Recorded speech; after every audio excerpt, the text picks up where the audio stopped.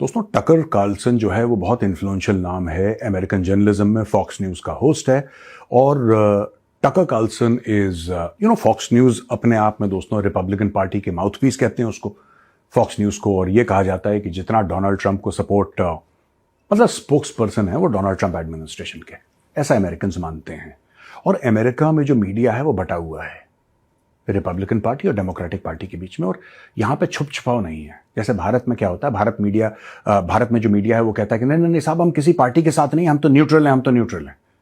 America में ऐसा नहीं है। अमेरिका में अगर किसी पार्टी के साथ हैं तो खुल के बोलते हैं कि यार हम इस पार्टी का पक्ष रखते हैं। उदाहरण के लिए जो CNN है, CNN खुल के बोलती है कि हम डेमोक्रेटिक पार्टी का पक्ष रखते हैं। जो फॉक्स न्यूज है वो कहती है कि हम रिपब्लिकन पार्टी का पक्ष रखते हैं, और खुल के कहते हैं, मतलब इसमें कोई लाग लपेट छुप छुपाव नहीं है। और वो कहते हैं कि साहब इतना पैसा हमें रिपब्लिकन पार्टी से मिला या इतना पैसा हमें डेमोक्रेटिक पार्टी से मिला। ठीक है दोस्तों, तो अमेरिका में हर चीज बड़ी बड़ी क्लियर है।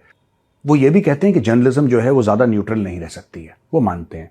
ये भारत में है कि आपको जो करना है करिए, लेकिन सबके सामने आप न्यूट्रल बने रहिए। आप ये कहते रहिए कि नहीं साहब, नहीं नहीं हम तो न्यूट्रल जर्नलिस्ट हैं, हम तो न्यूट्रल जर्नलिस्ट हैं। और फिर आपके जो भी पॉलिटिकल अलाइनमेंट हो या फंडिंग हो, कुछ भी कह सकते हैं आप।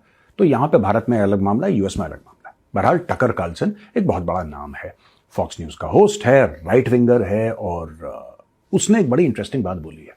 उसने बोला है कि यार 25 साल पहले मैंने जो भारत देखा था ये वो वाला भारत नहीं है, और इस भारत पर दबाव डालना बड़ा मुश्किल है।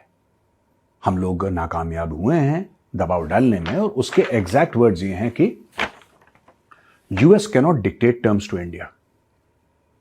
यानी कि अमेरिका अब देखिए ना, वो भारत नहीं है जहां पे आप भारत को डिक्टेशन देंगे और भारत ये बोलेगा कि हाँ। अच्छा, भारत ने कभी ऐसा करा भी नहीं पहले।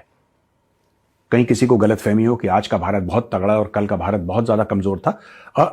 हां, फाइनेंशियली कमजोर था, इसमें कोई डाउट नहीं है।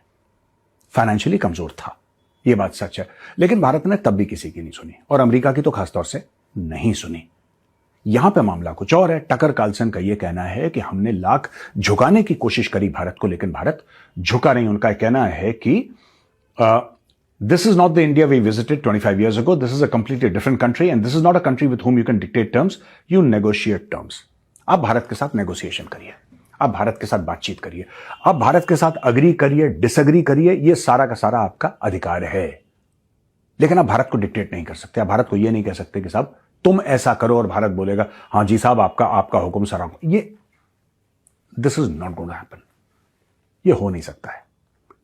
इसने ये भी बोला कि जो हमने टैरिफ भारत पे लगाए थे, शायद उन्होंने वैसा काम नहीं करा जैसा हम चाहते थे। ये वो बंदा है जो ट्रंप का अंधा सपोर्ट करता है, टकर कार्लसन। ये वो बंदा है जो कि फॉक्स न्यूज और जो राइट विंग अमेरिका है उसका माउथपीस है। और टकर कार्लसन का ये कहना है कि नहीं साहब, आज की तारीख में हमें यह रियलाइजेशन हो गया है कि ये जो पूरे टैरिफ वाला था कि हम टैरिफ लगाएंगे भारत के ऊपर, तुम रूसी तेल खरीदते हो, तुम ऐसा करते हो, लिहाजा 50% टैरिफ, 25 + 25, और ये कर देंगे वो कर देंगे, इसका कुछ बना नहीं यार। ये सारी की सारी पॉलिसी हमारी फेल हो गई है। बेहतर यही है कि भारत के साथ बातचीत करो। और दोस्तों, यही चीज भारत भी कहता चला है, यार लड़ना क्यों है हमारे साथ, लड़ क्यों रहा है अमेरिका। हमें अभी तक भारत में यह कंफ्यूजन है कि यार तुम्हें प्रॉब्लम क्या है, आके बात करो। क्योंकि अगर तुम्हारा यह मानना है कि तुम ऐसे भौवें चढ़ा के हमसे बात करोगे, गुस्सा करके और लाल पीला, इससे कोई फर्क नहीं पड़ेगा। हम तुम्हारी बात का जवाब भी नहीं देंगे, और यही बात डोवाल साहब ने बोली थी मार्को रूबियो से, जो अमेरिका का सेक्रेटरी ऑफ स्टेट है, विदेश मंत्री। डोवाल साहब गए अमेरिका, और डोवाल साहब ने अमेरिका जाने पर मार्को रूबियो से मीटिंग करी।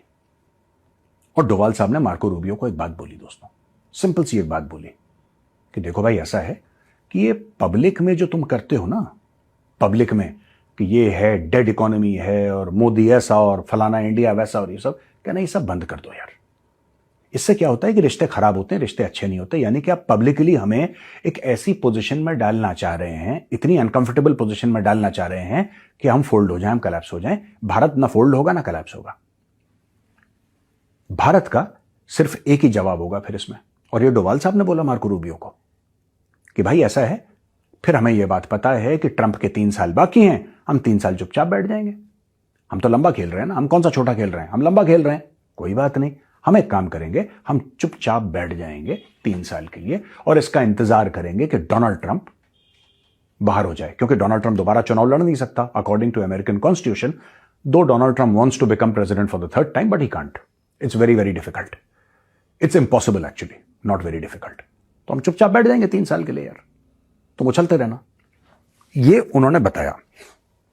उन्होंने ये भी बोला कि आपके जो पब्लिक अटरेंसेज हैं, जो आप भारत के बारे में उल्टा सीधा बोलते हैं, डेड इकोनॉमी है और ये है वो है ना, इससे क्या होता है कि आप रोड ब्लॉक बना रहे हैं। या तो आपने मान लिया है कि भारत के साथ कोई रिश्ते नहीं रखने। हम लोग ऐसा नहीं मानते, हम कहते हैं कि अमेरिका के साथ हमारे बेहतर और बेहतर रिश्ते होने चाहिए, हम ये मानते हैं। लेकिन अगर आप नहीं मानते तो फिर हम चुप हो जाएंगे 3 साल के लिए। अगर आप ये चाहते हैं कि इंडिया विड्रॉ हो जाए 3 साल के लिए और बोले कि ट्रंप के बाद जो राष्ट्रपति आएगा हम उसके साथ डील करेंगे, तो हम ये भी कर सकते हैं। लेकिन आप दबाव डालने की कोशिश मत करना, ये चलेगा नहीं भारत में, ठीक है। मार्को रूबियो को ये बोला तो मार्को रूबियो 2 मिनट के लिए बिल्कुल चुप कि यार ये क्या बोल दिया, ये बोल क्या दिया डोवाल साहब ने। फिर आता है 16 सितंबर मोदी जी का बर्थडे और डोनाल्ड ट्रंप फोन उठा के मोदी जी को कहता है, मोदी जी हैप्पी बर्थडे। तो मोदी जी कहते हैं बहुत बहुत धन्यवाद आपका। फिर वहां से बातचीत शुरू होती है दोस्तों, और 3-4 बार ये दोनों बात करते हैं, यानी कि प्रधानमंत्री मोदी और डोनाल्ड ट्रंप। इस तरीके से धीरे धीरे धीरे धीरे रिश्ते आते हैं एक सर्टेन लेवल पे, और डोनाल्ड ट्रंप एक दिन अचानक अनाउंस करता है कि ट्रेड डील हमारी अग्री हो गई और ये टैरिफ कम हो जाएंगे और ऐसा हो जाएगा वैसा हो जाएगा। ये सारी की सारी चीजें वो अग्री कर जाता है। अब दोस्तों एक और बात है, मैं आपको बताता हूं। अमेरिका ने पूरी कोशिश कर ली झुकाने की, लेकिन इसमें और भी कई फैक्टर्स हैं। और जो सबसे बड़ा फैक्टर इसमें था, लेटेस्ट जो पुश था, that was the EU India trade deal.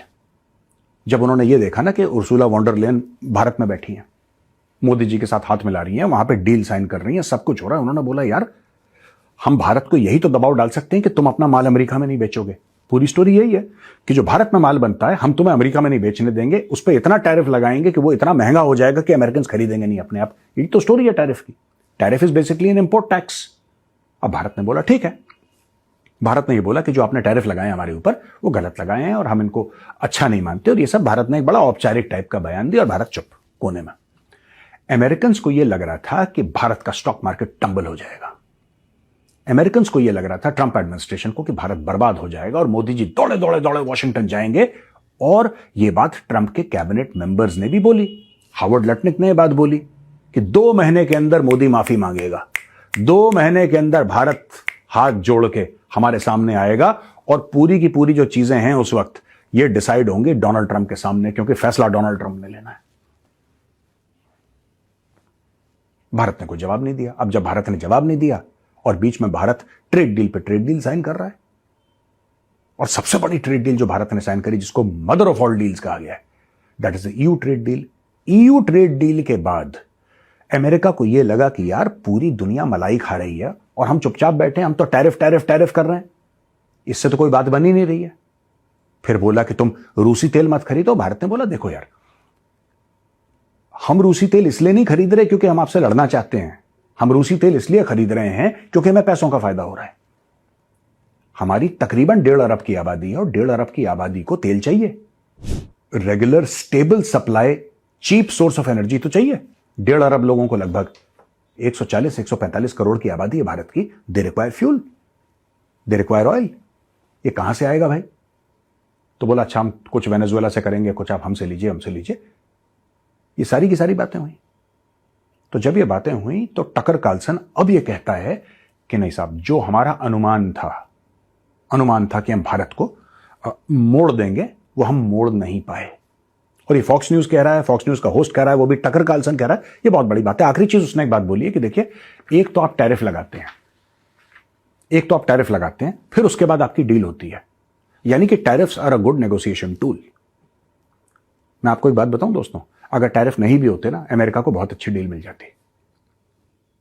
हर इंसान से डील करने का, जैसे गाड़ी होती है, अगर आप चलाएं ना, जो आपकी मैनुअल ट्रांसमिशन की गाड़ी है, first gear, second gear, third gear, fourth gear, ऐसे लगता है ना एक साथ। इंसानों में सबके गियर अलग अलग होते हैं, और यह हमें बात समझनी पड़ेगी कि इंसानों में जो गियर होते हैं ना, सबके गियर अलग अलग होते हैं। Everybody has got a different gear.